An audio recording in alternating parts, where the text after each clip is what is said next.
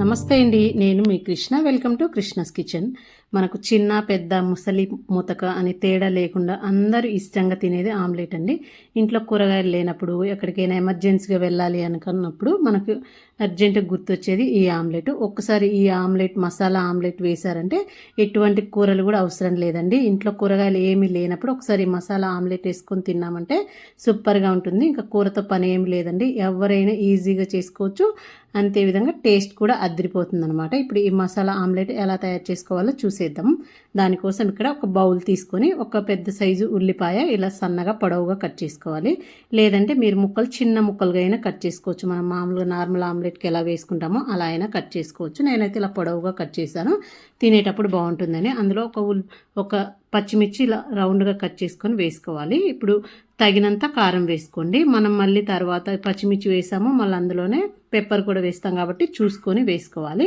ఇప్పుడు ఇందులో కొంచెం పసుపు వేసుకొని ఒక 1/2 టేబుల్ స్పూన్ గరం మసాలా, ఒక 1/2 టేబుల్ స్పూన్ వరకు ధనియా పౌడర్ వేసుకొని, కొంచెం ఈ కారము పచ్చిమిర్చి వేసాం కదా, అందులో చూసుకొని పెప్పర్ వేసుకోండి.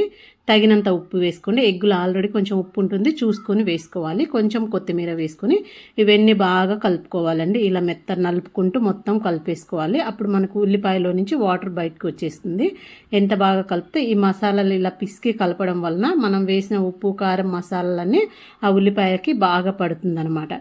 ఇప్పుడు ఇందులో మనము కొంచెం ఆమ్లెట్ వేసినప్పుడు డ్రైగా ఉండకుండా కొంచెం వెట్టిగా ఉండడానికి మీరు కొంచెం పాలైనా వేసుకోవచ్చు. లేదంటే కొంచెం ఒక 2 లేదా 3 స్పూన్ల వరకు వాటర్ వేసుకొని మళ్ళీ ఒకసారి బాగా కలుపుకొని, అంతకంటే వాటర్ ఎక్కువ వేయొద్దని మళ్ళీ మనకు ఆమ్లెట్ విరిగిపోయే ఛాన్సెస్ ఉన్నాయి. ఒక 2 టేబుల్ స్పూన్లు మాత్రం వేస్తే సరిపోయిద్ది. ఇలా వేసుకొని మళ్ళీ ఒకసారి బాగా కలుపుకొని, ఇప్పుడు నేను కలిపిన ఈ మసాలాకి 2 లేదా 3 ఎగ్స్ వాడుకోవచ్చు. నేను ఇక్కడ 3 ఎగ్స్ వేస్తున్నాను. 3 ఎగ్గులు వేసి ఒకసారి బాగా ఎగ్స్ని మంచిగా బీట్ చేసేసుకోవాలి. ఆ ఎగ్గులు మనం కలిపిన ఈ మసాలా ఉల్లిపాయలన్నీ బాగా కలిసేలాగా మిక్స్ చేసేసుకోండి.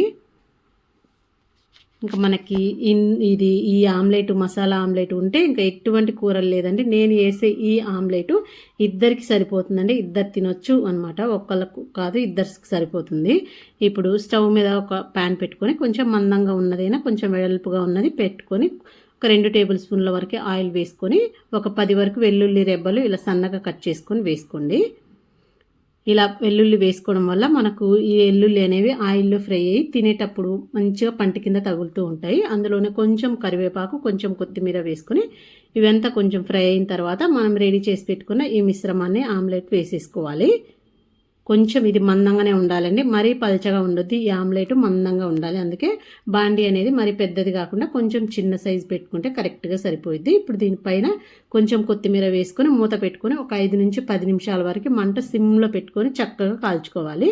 ఆ తర్వాత రెండో వైపు తిప్పేసుకుని ఒక 2 నిమిషాల పాటు కాల్చుకుంటే సరిపోయిద్దండి. మనకు ఆల్రెడీ 80 to 90% వరకు ఉడికిపోయి ఉంటుంది. మనం ఉల్లిపాయలు బాగా కలిపాం కదా, అవి కూడా తొందరగా ఉడికిపోతాయి అనమాట. అలా కలపడం వల్ల కొంచెం మెత్తబడి తొందరగా ఉడికిపోతాయి. ఇలా ఒక 2 నిమిషాలు ఉంచేసి మళ్ళీ తిప్పేసుకొని తీసేసుకున్నామంటే రెడీ అయిపోద్ది. నేనైతే 2 ముక్కలుగా కట్ చేసుకుంటున్నాను. చూడండి, కొంచెం మందంగా ఉంటేనే ఇది మనం అన్నంలో కలుపుకోవడానికి కాబట్టి చాలా బాగుంటుంది. ఇప్పుడు సర్వ్ చేసుకొని వేడి వేడి అన్నం పెట్టుకొని ఈ ఆమ్లెట్ వేసుకొని కలుపుకొని తిన్నామంటే ఆహా అనాల్సిందే అండి, అంతా బాగుంటుంది. ఒకసారి ట్రై చేయండి. ఎప్పుడన్నా మనకు అర్జెంటుగా బయటకు వెళ్ళాలి, ఇంట్లో ఏమీ లేవు అనుకుంటే ఒక 2 ఎగ్స్ ఉంటే చాలు, ఇలా మసాలా ఆమ్లెట్ వేసుకొని తినేసి వెళ్ళొచ్చండి. ఎప్పుడన్నా హడావుడిగా చుట్టాలు వచ్చినప్పుడు కూడా ఇలా వేసి పెట్టొచ్చు, చాలా బాగుంటుంది. ఒకసారి ట్రై చేయండి, నచ్చితే లైక్ చేయండి.